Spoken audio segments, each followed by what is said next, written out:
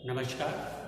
उच्च माध्यमिक आदर्श विद्या मंदिर मालवीय नगर कक्षा 11 विषय व्यवसाय करते हुए अध्याय 1 खंड 2।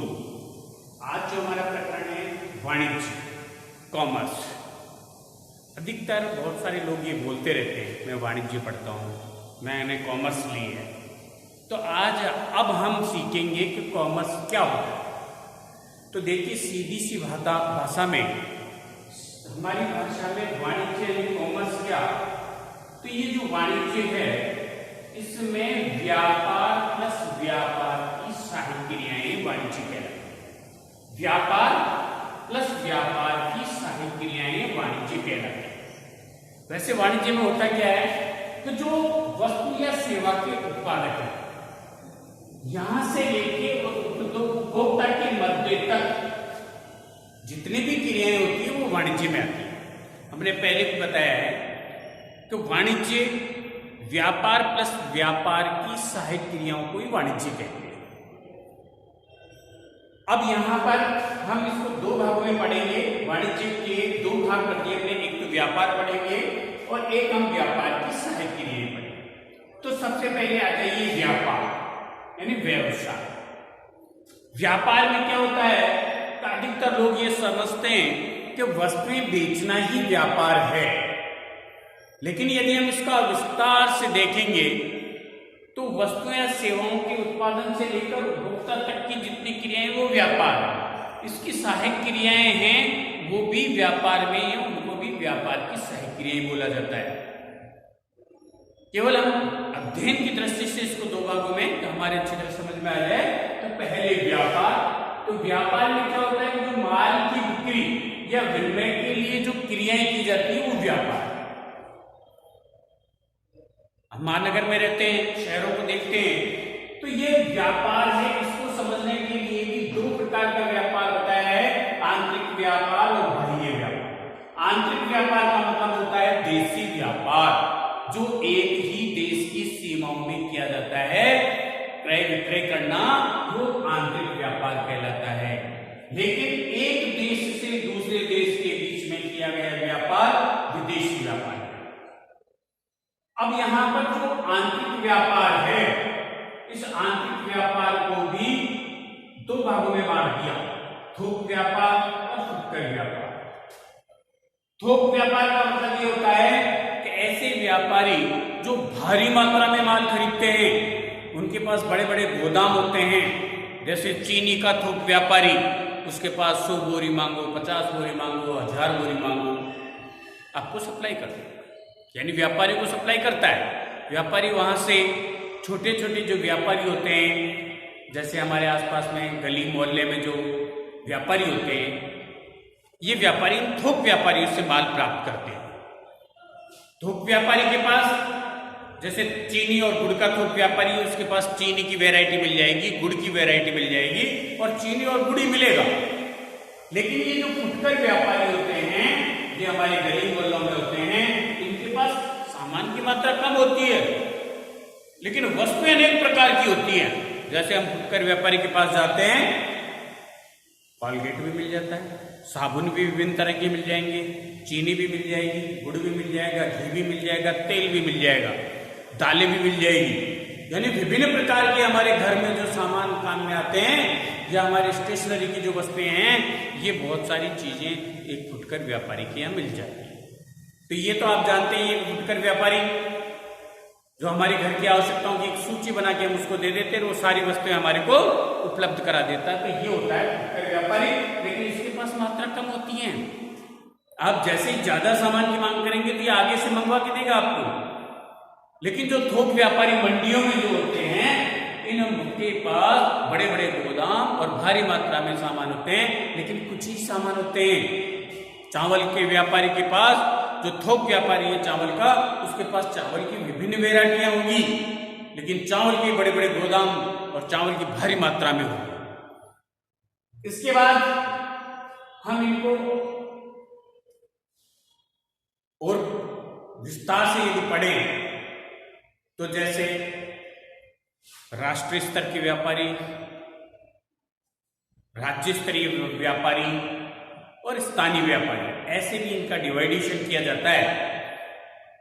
जो राज्य स्तरीय होते हैं वो एक राज्य से दूसरे राज्य के बीच में माल का क्रय विक्रय करते हैं, एक राज्य से दूसरे राज्य। और जो राज्य स्तरीय होते हैं वो राज्य के अंदर एक जिले से दूसरे जिलों में माल का क्रय विक्रय करते हैं। और जो स्थानीय व्यापारी होते हैं वो स्थान से खरीदते, जैसे जयपुर का व्यापारी है तो मंडी से खरीद के और जयपुर में माल बेच रहा, वो स्थानीय व्यापारी। जो स्थान पे खरीदते हैं और एक स्थान पे बेचते हैं वो स्थानीय व्यापारी कहते हैं। अब आइए आप बाह्य व्यापार या विदेशी व्यापार क्या होता है, ये भी 3 प्रकार का होता है। सबसे पहले आयात व्यापार, जो देश अपनी आवश्यकता की वस्तुएं किसी दूसरे देश से क्रय करते हैं। जैसे हमारे यहाँ पेट्रोल डीजल की कमी है, हम दूसरे देशों से डीजल पेट्रोल खरीदते हैं तो वो हमारे लिए आयात हो गया, तो दूसरे देशों से हम उसको खरीद रहे हैं।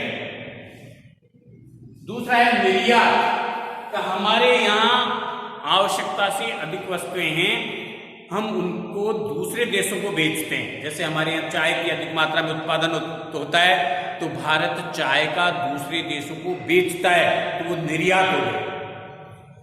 तीसरा ध्यान से समझेंगे आयात निर्यात।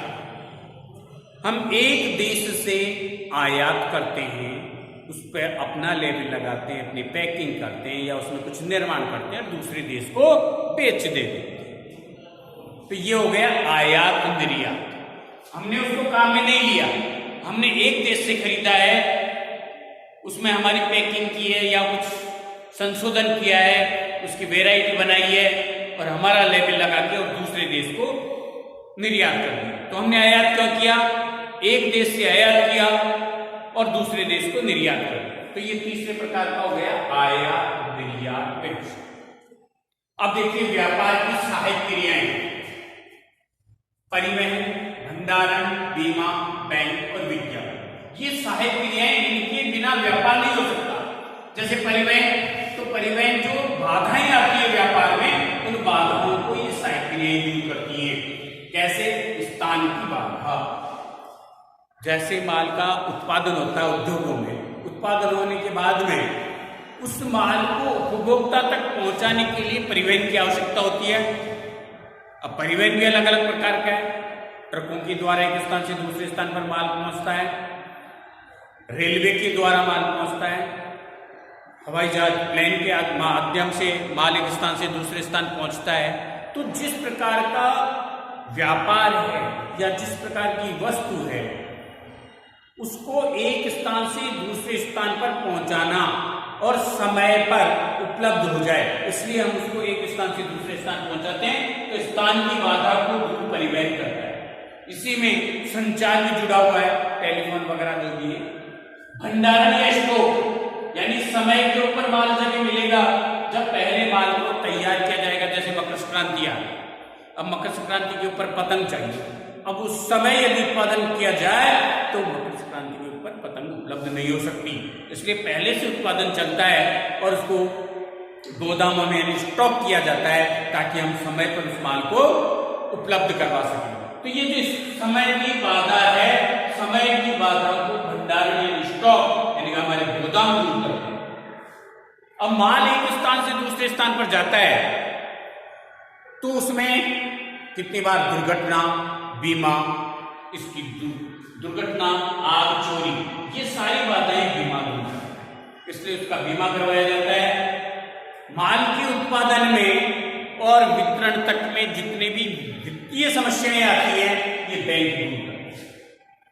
अब जैसे मान लो कोई वस्तु का उत्पादन हो रहा है और वो उस वस्तु की आवश्यकता उपभोक्ता को है, तो उपभोक्ता को वो वस्तु कहाँ मिलेगी, कैसे उसका उपयोग होगा? तो जो चीजें उद्योगों द्वारा उत्पादन की जा रही है उनका उपभोक्ता को ज्ञान कैसे हो, तो ये होता है विज्ञापन के माध्यम से वस्तु की सूचना। तो ये सारी जो 5 बाधाएं हैं, इन बाधाओं को दूर ये 5 सेवाएं करती हैं, ये 5 क्रियाएं करती हैं और व्यापार में सहायक भी है। इसलिए ये वाणिज्य में व्यापार प्लस व्यापार की सहायक क्रियाएं कुल मिलाकर कॉमर्स। तो आपको पता चल जाएगा कि आप कॉमर्स पढ़ रहे हैं, क्या पढ़ रहे हैं कॉमर्स में, तो आपका उत्तर होना चाहिए व्यापार प्लस व्यापार की सहायक क्रियाएं पढ़ रहे हैं। बस संक्षिप्त में, शॉर्ट में केवल व्यापार प्लस व्यापार की सहायक क्रियाएं ही कॉमर्स है। व्यापार में ये आंतरिक व्यापार, बाह्य व्यापार, आंतरिक में थोक, फुटकर, अब उसमें भी ये करते हैं राज्य स्तरीय, अंतरराज्य और स्थानीय व्यापार। विदेशी व्यापार में क्या होता है? आयात, निर्यात और आयात निर्यात। अधिकतर दो ही ध्यान में रखते हैं लोग, लेकिन हमें तीन ध्यान में रखते हैं, आयात, निर्यात और आयात निर्यात। और ये 5 सहायक क्रियाएं हैं। तो व्यापार प्लस व्यापार की सहायक क्रियाएं ही वाणिज्य है। यही कॉमर्स पढ़ना है। धन्यवाद।